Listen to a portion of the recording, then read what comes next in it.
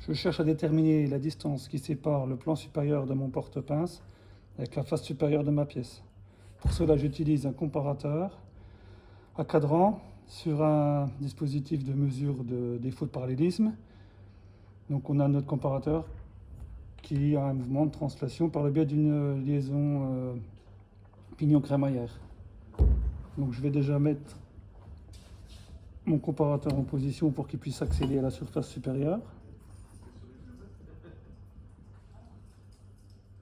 Je vais faire en sorte d'être à mi-cours, c'est-à-dire d'avoir 5 tours de marge. Voilà. Je vais serrer mon comparateur à cette position-là. Je vais mettre mon tambour à 0 sur la surface plane. Ça m'emmène ici. Et là, je vais chercher une hauteur de calé talon qui correspond approximativement à la hauteur de ma pièce. Donc si je prends une hauteur de calé talon de 150 mm, je vois que je suis un peu trop haut. Je risque d'être hors course. Je vais prendre une hauteur de calé talon de 145 mm. Donc les calés talons, en principe, pour supprimer l'air qui est entre les deux, on les glisse l'une contre l'autre. Je remplace la pièce par mes calés talons.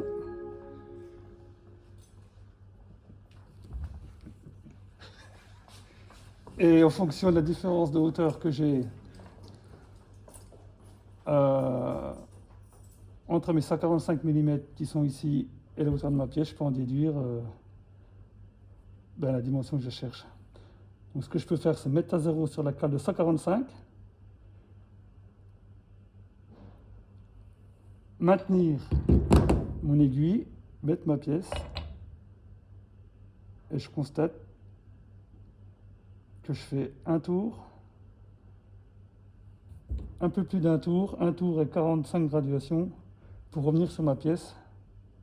Donc, connaissant la hauteur de mes cales qui était de 145 mm,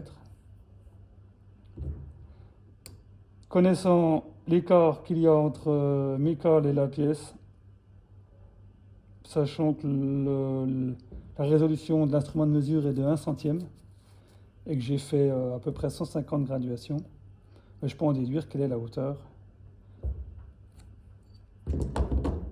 de mon montage, c'est-à-dire la distance que j'avais entre la face de mon porte-pince et la face supérieure de la pièce.